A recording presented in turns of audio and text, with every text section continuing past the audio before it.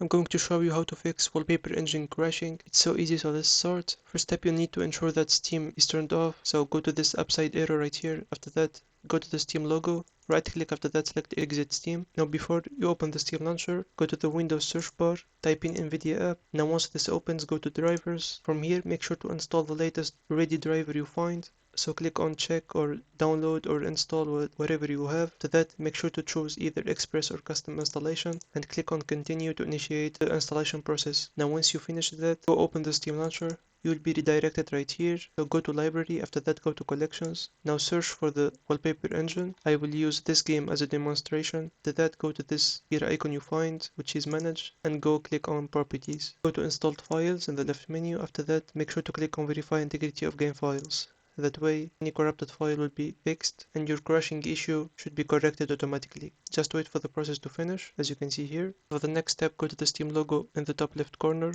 and select check for Steam client updates. If you do have an older version, you'll be prompted to download the latest version. You will find the download button exactly next to close button right here.